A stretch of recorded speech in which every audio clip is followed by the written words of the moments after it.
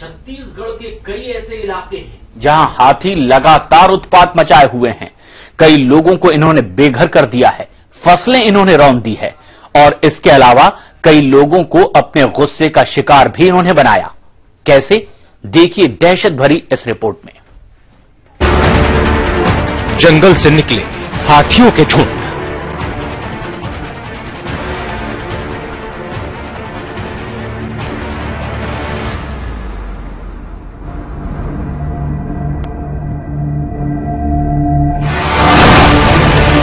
इंसानी बस्तियों में हाहाकार।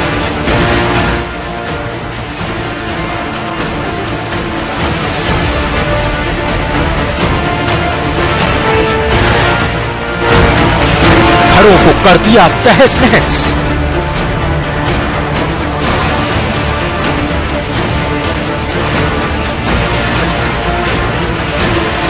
फसलें कर दी बर्बाद।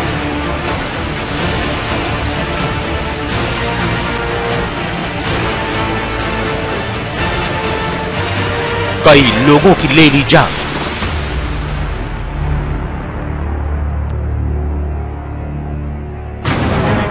सर्द रातों में घर से बाहर रहते हैं लोग।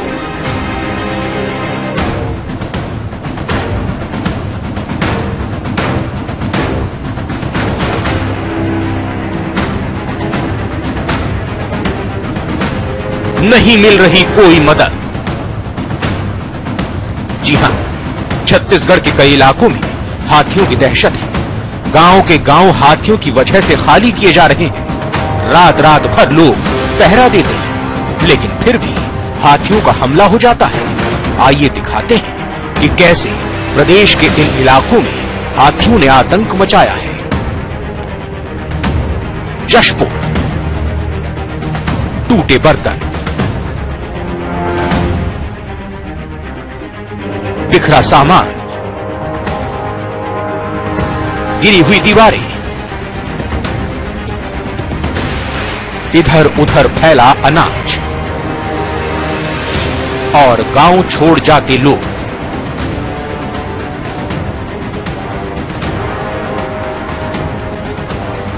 ये तस्वीरें हैं जशपुर के उन इलाकों की जो उड़ीसा और झारखंड की सीमा से सटे हैं। यहां दिन हो या रात, सुबह हो या शाम, हाथियों की दहशत बनी ही रहती है, क्योंकि कभी भी यहां जंगल से आया हाथियों का झुंड दाखिल हो जाता है और फिर तबाही मचाकर ही वापस लौटता है। यहां के तपकरा वन परिक्षेत्र के गंजियाडीह, कोतबा, डुमरटोली और कोरगामाल में रहने वाले लोगों का हाथियों ने जीना दुश्वार कर दिया है। अभी तक हाथी 50 से ज्यादा घर गिरा चुके हैं। कई एकड़ फसल रौंद चुके हैं। कई जगह तो इन्होंने ऐसी तबाही मचाई कि घर वालों ने गांव छोड़ना ही मुनासिब समझा। गांव के लोग कहते हैं कि जहां वो एक तरफ हाथियों से परेशान है, वहीं वन विभाग का अमला भी उनकी नहीं सुन रहा। धान को खा गया है, एक घर का ये कुंटल चावल को खा गया है और पूरे तबाह मचा के रखा है। और विभाग हाथी भगाने के लिए कोई साधन दे रहा है आप लोगों? नहीं, विभाग हाथी भगाने के कोई साधन नहीं दे रहा है। हमने जो है ना विभाग का रेंजर से बात किया तो उनके पास हमारे पास कोई साधन नहीं है, अभी उपलब्ध नहीं करा पाते हैं, क्योंकि ऐसा अपना पल्ला झाड़ दिया है। गंजियाडीह में तो लोग मशाल जला जलाकर हाथियों को भगाने की कोशिश कर रहे हैं, लेकिन हाथियों का आना कम नहीं हो रहा।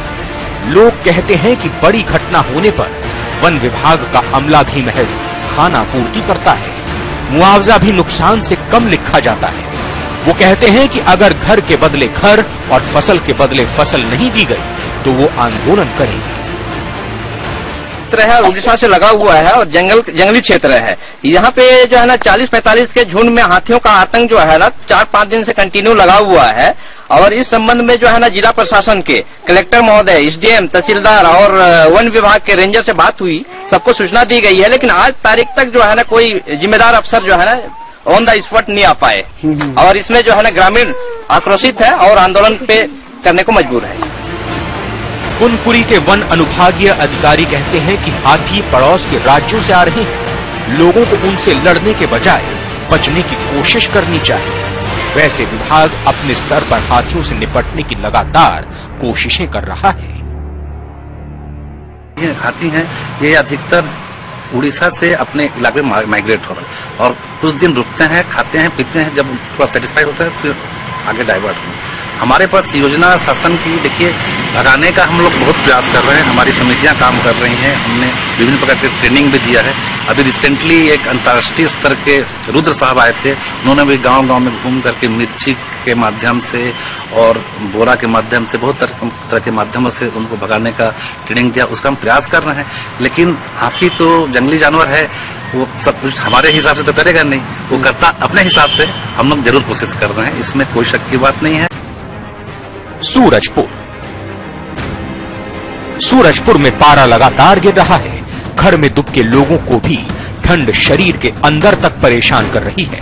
लेकिन ऐसे में प्रतापपुर के बोझा और आसपास के लोग सर्दीली रात घर के बाहर बिता रहे हैं। वजह है हाथियों का आतंक। इस इलाके में हाथी फसल और घरों को तो उजाड़ ही रहे हैं, लेकिन इसके अलावा इंसान भी उनका निशाना बने हैं।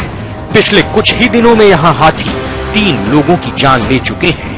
डर के मारे लोग रात भर जागकर खुद को बचाने की कोशिश करते हैं। लेकर छो अपन ले लेके एकदम से भागा थी डांडे एकदम घर छोड़ के। और जब ले शाम हुई तब हमने नींद भर सुतत नहीं, एकदम बयान कर दे थी सुत के। तो ऐसे में रात भर इतने छोटे छोटे बच्चे बाहर रहते हैं, तबीयत वगैरह भी खराब होता होगा। तो क्या करी तो जान वगैरह भी छूटता होगा हम लोग। जान कर लिए तो भाग जाती हम घर दूरा छोड़ के अपन।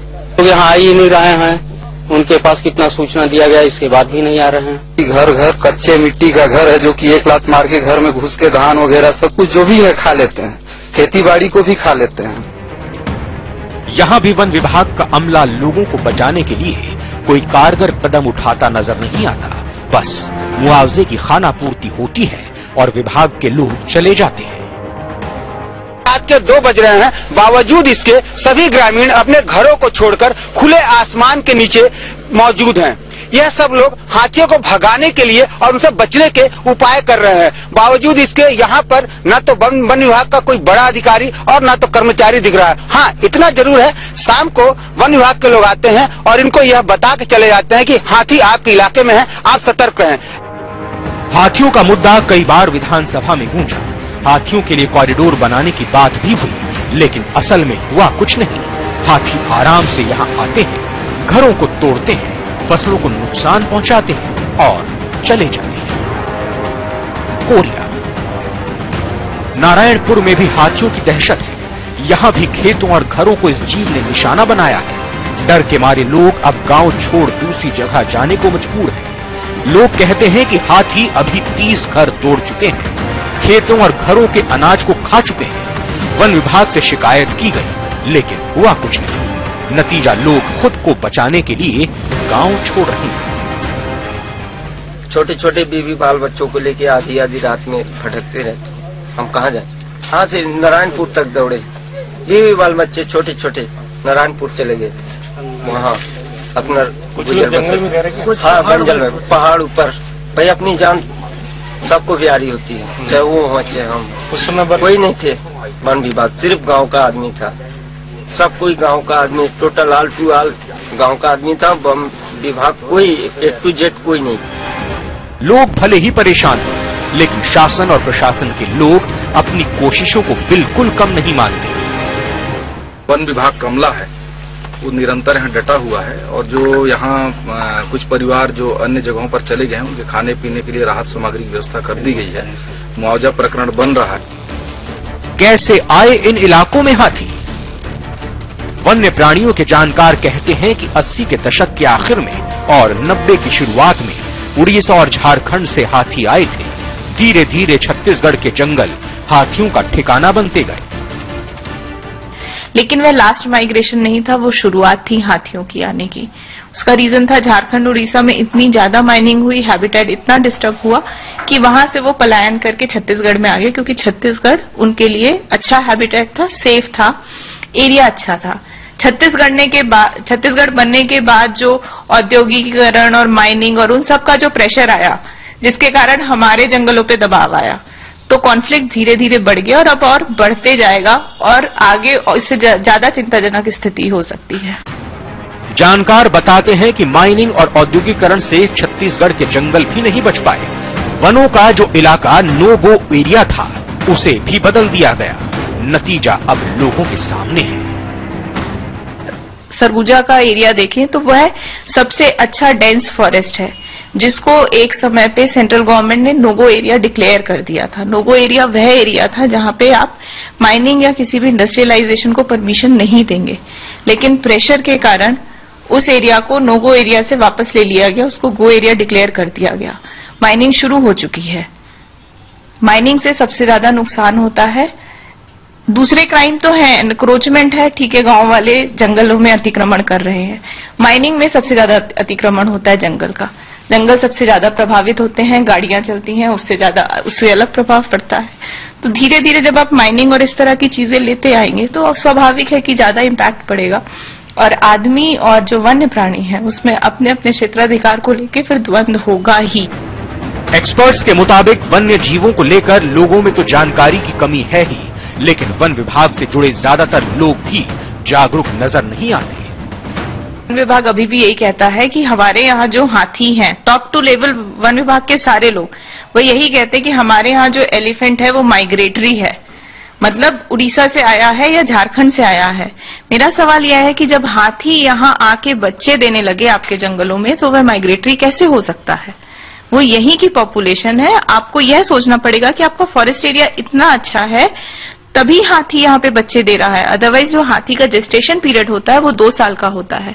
मतलब जो मादा हाथी है जब वह कंसीव करती है उसके 2 साल बाद वह बच्चा डिलीवर करती है। तो उस 24 महीने में अगर वह इस जंगल में है और यहीं इसी जंगल में वो हाथी का बच्चा अपना बच्चा जन्म रही है, तो आप सोच सकते हैं कि उसके लिए यह इलाका और यह जंगल कितना सेफ है। हाथियों की समस्या से निपटने को लेकर जानकार लोगों को खुद बदलने का सुझाव देते हैं।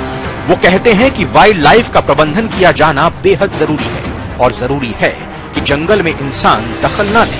हाँ, वहाँ पानी और चारे की व्यवस्था के बारे में सोचना चाहिए।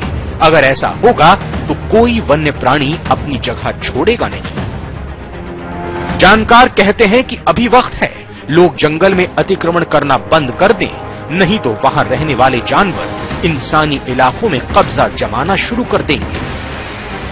सरकार ने वन के इलाकों में वनों की सुरक्षा नहीं बढ़ाई, अगर वहां पे माइनिंग के नए प्रोजेक्ट को रोका नहीं, तो आने वाले दिनों में इंसान और हाथियों का ये संघर्ष इसी तरह बदस्तूर जारी रहेगा और इसमें दोनों पक्षों को और ज्यादा नुकसान होगा। इस समय कैमरा पर्सन नरेंद्र के साथ रायपुर से रुपेश गुप्ता।